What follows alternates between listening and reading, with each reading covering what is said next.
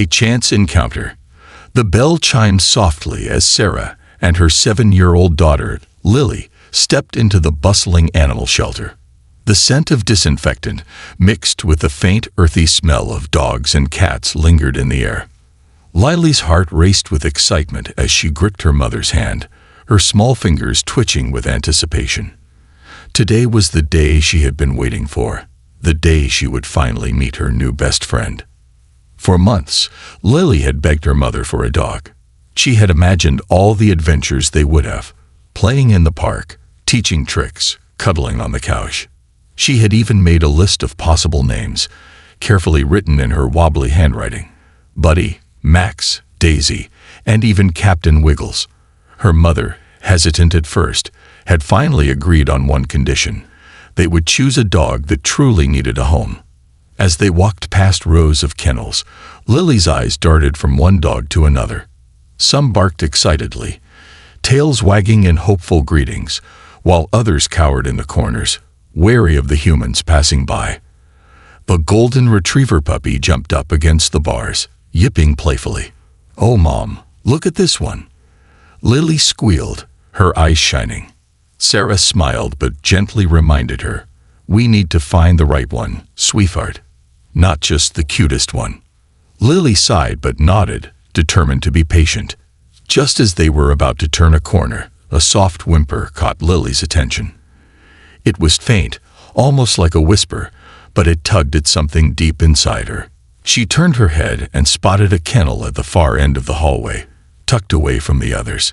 Inside, curled up in a tight ball, was a frail-looking pit bull with patchy, dull fur. He didn't bark, didn't move. He just lay there, staring blankly at the wall. Lily's small hand instinctively reached for the latch, but her mother gently stopped her. "Honey, that dog looks very sick," Sarah said softly, concern evident in her voice. Lily ignored her mother's warning and crouched down, pressing her face close to the bars. "Hi there," she whispered. The dog's ear twitched slightly, but he didn't turn his head. A woman in a blue uniform approached them, her expression kind but firm. "I'm sorry, but this dog isn't available for adoption." Lily frowned. "Why not? What's his name?" The woman, whose name had read Miss Thompson, hesitated for a moment before answering. "His name is Bruno. He's been here for months. And well, he's not doing well. He's very sick." Lily's heart ached at the sight of the motionless dog. "But he just needs love, right?" Miss Thompson sighed. "We've tried, sweetie, but he's not getting better. We're out of options." Lily looked up, her innocent eyes searching for an explanation she could understand. "What do you mean?" Miss Thompson hesitated again, then gently said, "Sometimes, when a dog is too sick and no one can take care of them, we have to let them go peacefully." Lily's breath hitched. "You mean he's going to die?" A heavy silence fell between them. Sarah placed a comforting hand on her daughter's shoulder, sensing the sudden shift in her mood. "Lily, I know this is hard, but sometimes it's the kindest thing we can do." "No," Lily whispered, shaking her head. "No, it's not." Before her mother or Miss Thompson could react, Lily stood up, her voice filled with an urgency far beyond her years. "Please don't do it." Miss Thompson flinched at the sudden outburst. The hallway, once filled with the sounds of barking dogs, seemed to fall into an eerie silence. Bruno's head slowly lifted, his tired eyes, once devoid of hope, flickered with the faintest trace of curiosity. Lily pressed her small hands against the bars, her voice trembling. "He just needs a friend." Miss Thompson exchanged a hesitant glance with Sarah. This wasn't the first time she had seen an emotional reaction from visitors, but something about this little girl's plea was different. Sarah knelt beside her daughter, trying to reason with her gently. "Lily, we don't even know if he can recover. He's been through so much." "But no one's even trying," Lily insisted, her voice breaking. "What if he just needs one person to believe in him?" A lump formed in Sarah's throat. She looked back at the dog, at the ribs that protruded beneath his thin coat, at the tired rise and fall of his chest. Logic told her that taking in a sick dog would be a challenge, possibly even heartbreaking. But as she looked at her daughter, saw the sheer determination in her eyes, something inside her shifted. She sighed and turned to Miss Thompson. "Is there really no chance for him?" Miss Thompson hesitated before answering. "It would take a lot. Medications, time, patience. He's weak, and we don't know if he can fully recover." Lily didn't miss a beat. "Then let's try." Sarah looked at her daughter, then at Bruno. A decision that should have been difficult suddenly didn't seem so hard at all. Miss Thompson exhaled slowly and gave a small nod. "All right," she said softly. "Let's see what we can do." Lily beamed, and for the first time in months, Bruno lifted his head, just a little, as if he, too, dared to hope. A new beginning. The ride home was quiet, except for the occasional sniffle from Lily as she glanced at Bruno, who lay curled in the back seat. His thin body trembled slightly, not from cold, but from exhaustion. Every so often, he let out a deep sigh, as if he couldn't quite believe what was happening. Sarah kept stealing glances in the rearview mirror, concern etched on her face. "Are you sure about this, sweetheart?" she asked gently. Lily, still watching the pit bull, nodded with conviction. "He just needs someone to love him, Mom." Sarah exhaled slowly, gripping the steering wheel a little tighter. She admired her daughter's kind heart, but she also knew this wasn't going to be easy. Taking in a sick dog was a commitment, a big one. But looking at the way Bruno lifted his weary head to gaze at Lily, she knew there was no turning back. When they arrived home, Lily hurried out of the car and ran around to the back seat. She carefully opened the door, crouching down to meet Bruno's eyes. "Come on, buddy. This is your home now." Bruno hesitated, his muscles tensed as he sniffed the air, uncertainty flickering in his tired brown eyes. He had spent so long in that cold, gray shelter, surrounded by the scent of fear and loneliness, that he didn't know what to do with warmth and kindness. Lily extended her small hand. "It's okay," she whispered. For a moment, Bruno didn't move. Then, with a deep breath, he took the smallest step forward. His frail legs wobbled as they touched the grass, and for the first time in what felt like forever, he felt something soft beneath his paws. Sarah watched with a mixture of awe and concern as Bruno slowly made his way out of the car, his steps cautious but determined. Lily's face lit up with joy. "See, he's already getting better." Sarah smiled but remained realistic. "It's going to take time, sweetheart. He's still very weak." Lily didn't care. She was determined to give him all the time he needed. The battle for recovery. The first few days were tough. Bruno barely ate. He spent most of his time curled up in the corner of the living room, his body too exhausted to move. Lily didn't give up. She sat beside him every night, gently stroking his patchy fur, whispering stories about all the fun they would have once he was strong again. She even placed a small stuffed toy beside him, a well-loved teddy bear she had named Buddy years ago. At first, Bruno didn't react. His eyes remained distant, his body limp. But one evening, as Lily lay beside him, she felt a slight movement. She turned just in time to see his frail paw rest lightly on the stuffed bear. Her heart swelled. It was small, but it was something. Sarah noticed the tiny victories too. The way Bruno's eyes followed Lily as she moved around the house. The way his ears perked ever so slightly when he heard her voice. It was as if he was learning, slowly but surely, what it meant to be loved. The setback. Then, one night, something happened that nearly shattered Lily's heart. It was late. The house was silent, the only sound being the steady hum of the refrigerator. Lily had fallen asleep beside Bruno, her tiny hand resting on his back. Sarah woke up to a soft, whimpering sound. At first, she thought she had imagined it. But as she stepped into the living room, she saw Bruno trembling violently. His breath came in short, rapid bursts, his body curled tighter than ever before. "Lily, wake up," Sarah said gently, kneeling beside her daughter. Lily stirred, rubbing her eyes. "What's wrong?" Sarah pointed at Bruno. "I think he's in pain." Lily's heart dropped. No, he was getting better. She reached out, gently touching his head, but Bruno flinched.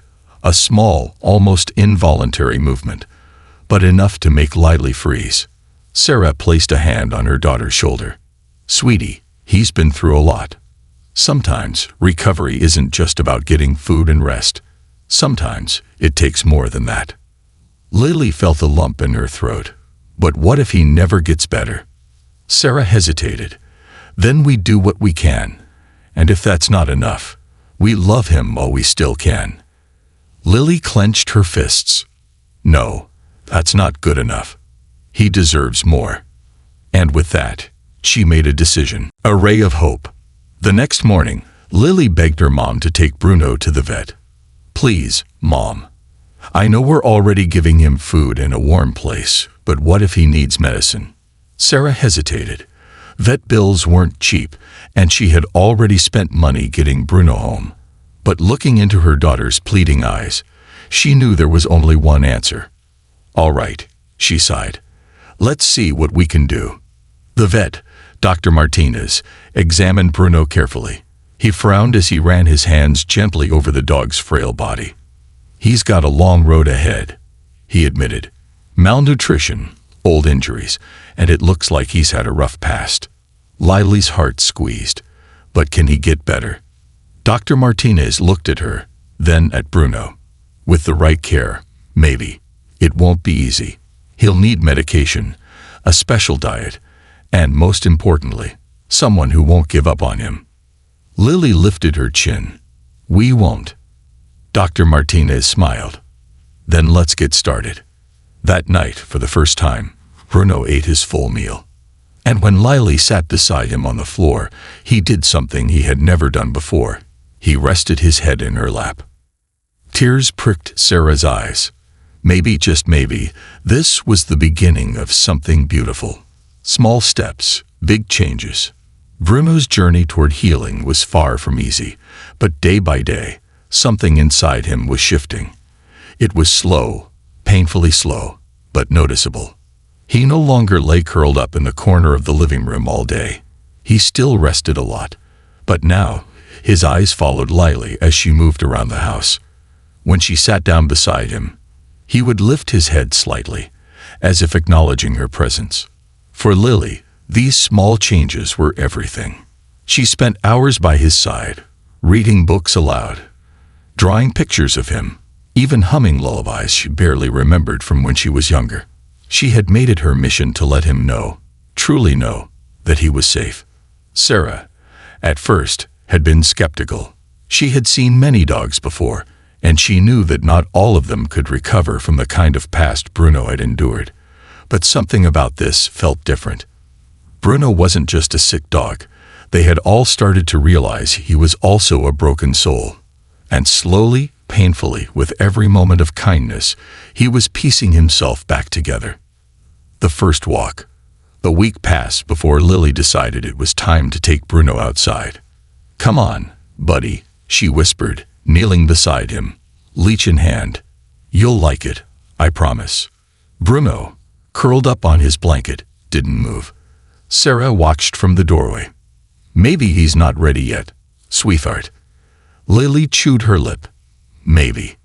But then, just as she was about to give up, Bruno's ears twitched. His tired eyes met hers. And then, so slowly she almost didn't believe it, he pushed himself up onto his wobbly legs. Sarah's breath caught in her throat. Lily beamed. "That's it, boy. Let's go." Bruno took one step, then another. His legs were weak, and his body still trembled with every movement, but the more he walked, the stronger he seemed to get. By the time they made it to the front yard, the morning sun shining down on them, Bruno was standing tall, taller than he ever had before. Lily wiped her eyes quickly before reaching out to scratch his ear. "See, you're getting better." Bruno gave her a look, one that almost seemed to say, "I'm trying." And for the first time since he had come home, his tail gave the smallest, faintest wag. Sarah covered her mouth, holding back tears. Lily just smiled. "I knew you could do it." Facing the past. As the days turned into weeks, Bruno continued to improve. His fur grew back in soft patches. His ribs were still visible, but he was gaining weight. He no longer flinched at every sudden noise. Most importantly, he had started to trust. But trust, Lily soon learned, was fragile. One evening, as Sarah and Lily sat on the porch watching the sunset, a car pulled into their driveway. It was a friend of Sarah's, coming by to drop something off. Bruno had been lying peacefully beside them, his head resting on Lily's lap. But the second he heard the sound of tires crunching on gravel, something changed. His body tensed, his ears flattened. And then, before Lily or Sarah could react, he bolted. Not toward the car, but away from it. He ran. Lily's heart dropped. "Bruno." She jumped to her feet, her pulse racing. Sarah was already moving, grabbing a leash and sprinting after him. "Lily, stay here." But Lily couldn't just stay. She ran, her feet pounding against the pavement, her breath coming in short gasps. Bruno was fast, faster than she had ever seen him move. But then, just as quickly as he had started running, he stopped. He stood frozen in a patch of grass, his chest rising and falling rapidly, his whole body shaking. Lily slowed her steps. She could see it now, the raw fear in his eyes. He wasn't running because he was bad. He was running because he had been running his whole life. Tears burned at the back of Lily's eyes. She dropped to her knees a few feet away from him, keeping her voice soft. "Bruno, it's okay. You're safe." His ears twitched, but he didn't move. Sarah caught up, her breathing heavy. She placed a gentle hand on Lily's shoulder, her expression a mix of worry and understanding. "Sweetheart, he's terrified." Lily swallowed hard. Then slowly, she reached into her pocket. She pulled out a small, crumpled piece of paper. A drawing. A dog. A heart above its head. And beneath it, in shaky, uneven letters, "I'll be your friend." She placed the drawing on the ground and slid it forward. Bruno's eyes flickered to the paper. His breathing slowed, just a little. Lily stretched out her hand. "It's okay," she whispered. Bruno hesitated. Then, with the tiniest, most cautious step, he moved forward and rested his head against her palm. Lily let out a choked laugh, wrapping her arms gently around him. Sarah exhaled, a soft smile playing on her lips. And there, in the quiet of the evening, Bruno made a choice.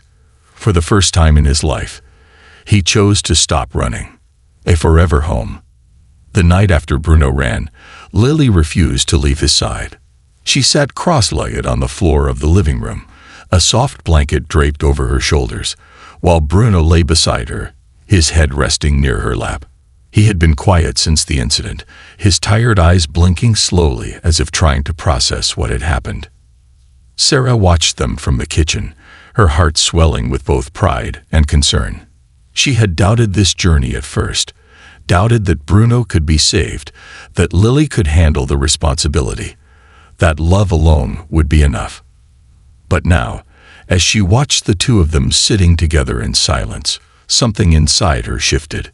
This wasn't just about rescuing the dog. This was about healing, both Bruno's and Lily's. It was about learning to trust again.